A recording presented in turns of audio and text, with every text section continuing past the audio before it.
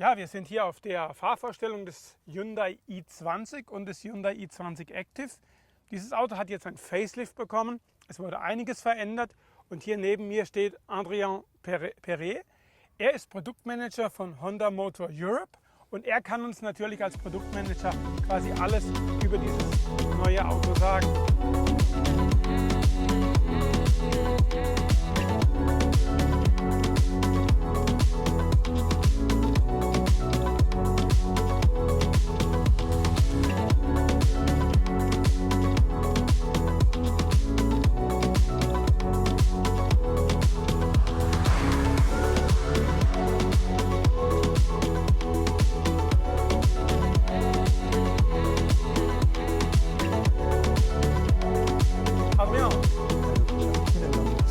So, der neue i20 wurde nicht nur in Sachen Design, sondern auch Motoren, Konnektivität und Sicherheit deutlich verbessert. Lass uns mal vielleicht über das Design sprechen. Genau, wir stehen davor. Der neue i20 ist mit dem Hyundai-typischen Kühlergrill ausgestattet, der sogenannte Cascading Grill, der so diese Form hat mit leicht gerundete Seiten. Man sieht es wunderbar, ja. Die Stoßdämpfer sind auch neu designt worden und beinhalten jetzt Lufteinlässe, Luftschlitze hier, die das Aerodynamik verbessern, indem die Luft dann direkt in den Radhäuser geführt wird. Sehr schön. Wenn wir uns den i20 von der Seite anschauen, was natürlich direkt auffällt, ist das neue Design von den Felgen. Hier sehen wir ein Modell mit 16 Zoll Felgen mit neuem Design. Wir haben auch ein neues Design für die 15 Zoll Leichtmetallfelgen. Aber eigentlich der Teil von den i20, der sich am meisten geändert hat, ist das Heck. Ah ja. Wir haben das Nummernschild. Das war da früher hier unten. Genau, früher und war jetzt das ist es weiter oben, in den Stoßfänger. Jetzt ist es weiter oben, wirklich in der Mitte der Heckklappe. Das hat uns erlaubt, eine etwas ausgeglichene Form zu geben und die Rückfahrkamera innerhalb diesen Style unterzubringen. Genau. Natürlich ist die Stoßfänger auch neu und die Rückleuchten haben auch ein komplett neues Design. Hier sehen wir die Version in LED. Wir haben aber auch natürlich den sogenannten Bulb Time, was auch neu ist. Wenn wir schon am Heck stehen, dann machen wir doch mal auf und werfen einen Blick in den Gepäckraum, in den Kofferraum. Das ist eine sehr gute Idee, weil er nämlich sehr geräumig ist für seine Klasse. Ich meine 326 Liter. Das ist vollkommen richtig, 326 Liter. Habe ich mir gut gemerkt. Und der Boden kann sich auch auf zwei verschiedene Stellen verschieben. Einmal um eine ebene Ladefläche zu bekommen und einmal um die maximale Lademöglichkeit. Und beides ist Umfang der Serienausstattung? Je nach Ausstattungsniveau.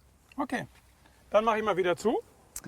Gerne, da können wir vielleicht auch ein bisschen über Sicherheit sprechen. Ja, gern.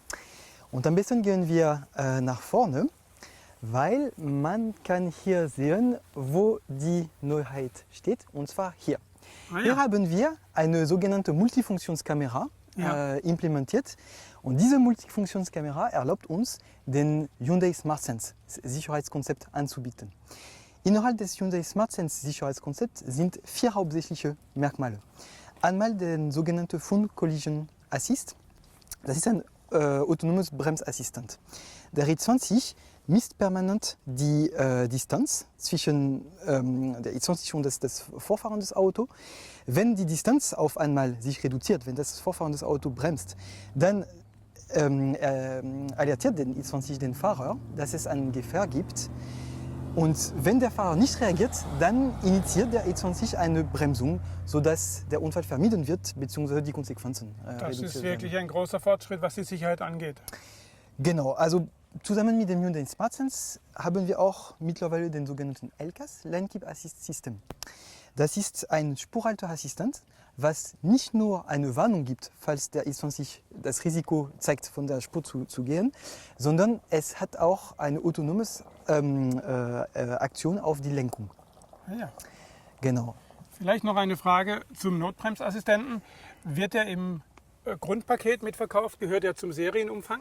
Der kommt auch je nach Ausstattungsniveau mit dazu, zum Teil optional. Also das ist prinzipiell das ist eine Option. Sehr schön. Dann schauen wir doch mal in den Innenraum. Vielleicht noch zwei Ja, Sachen bitte. zum Thema Ja, gern. Smart Sense Paket, weil Gern. wir haben noch zwei sehr interessante Features mit dabei, Ja. die mit dieser Kamera verbunden sind. Und zwar die Müdigkeitserkennung für den Fahrer und den High Beam Assist. Sprich, der i20 erkennt, ob es Fernlicht oder Abbiegelicht eingeschaltet werden soll. Abblendlicht. Abblendlicht. Sorry. Abblendlicht. Gut, und dann können wir gerne uns mal den Interieur Ja, dann schauen wir anschauen. mal nach innen. Ja, genau. Setz dich doch rein. Vielen Dank. Weil was ganz neu ist im Interieur, ist die Konnektivität. Wir haben mit dem neuen i20 4 verschiedene Radio- und Navigationsoptionen. 2 Radiooptionen, eine mit 3,8 Zoll Display, eine mit 5 Zoll Display. Die hauptsächliche Neuheit ist aber das sogenannte Display Audio. Das ist ein Farbdisplay mit Touchscreen und 7 Zoll Diagonale und ohne Navigation.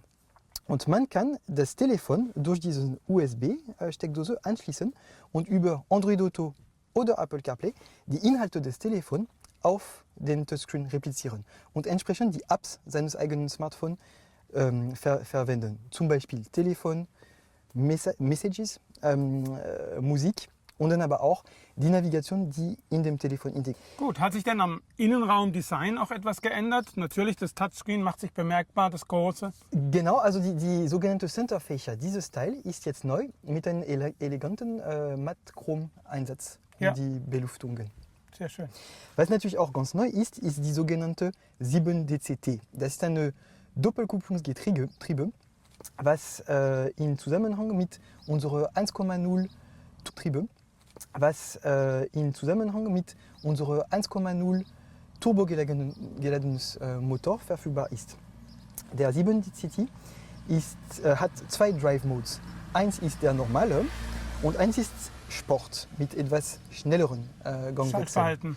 Genau, und wenn man in Sportmode ist, kann man auch selber bestimmen, welchen Gang man fahren möchte durch das Drücken des durch das Schalthebels. Drücken des Schalthebels. Ja. Genau. Ja, Sehr schön. richtig.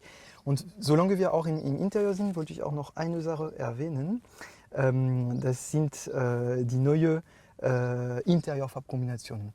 Wir haben insgesamt 5, 3 davon sind neu und das Auto, wo wir sind, hat zum Beispiel eine neue Farbkombination, das heißt Blue Point, Ja. mit einer neuen Hexagon-Pattern für die Sitze und blaue Stitches. Ja, sehr Genau. schön. Was ich vielleicht noch Ja. erwähnen könnte, ist die Motoren. Und Ja, zwar dann schauen wir doch auch nochmal vorne rein. unter die Haube.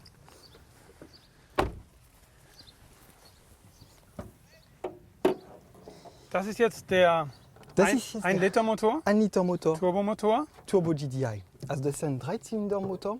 der hier, was wir eben innen gesehen haben, verbunden ist mit dem 7-Gang Doppelkupplungsgetriebe. Richtig, genau. Also das ist jetzt die 120 PS Variante. Den gibt es aber auch in 100 PS Variante. Die 100 PS Variante kann auch mit den 7 DCT verbunden werden. Sind die gleichen Motoren, nur mit unterschiedlichen mit Leistungsstufen. unterschiedlichen Leistungsstufen, richtig. Die sind auch Euro 6 D-Temp. Das ist wichtig heute, ja. Genau. Und, Ich meine sogar alle Motoren, die für den i20 angeboten werden, sind im Moment 6D Temp geeignet. das ist richtig. Und wir bieten auch lediglich Benzinmotoren an, um uns an die Marktgegebenheiten anzupassen. Ja, Der Turbo GDI wurde auch mit dem neuen i20 an einem Partikelfilter verbunden. Sehr schön. Auch für und auch wenn man hier jetzt ein D sieht, dann steht dieses D hier in diesem Fall nicht für Diesel, denn für den i20 gibt es ab sofort keine Dieselantriebe mehr. Auch das wird wohl der aktuellen Diskussion geschuldet sein. Ja, Adrian, ich danke dir herzlich für diese Infos zum neuen i20, der Besten übrigens ab Juli zu haben ist und dann ab 12.900 Euro kostet, 2.500 Euro mehr dann als Active in der etwas styligeren Variante. Ja, das ist der neue Hyundai i20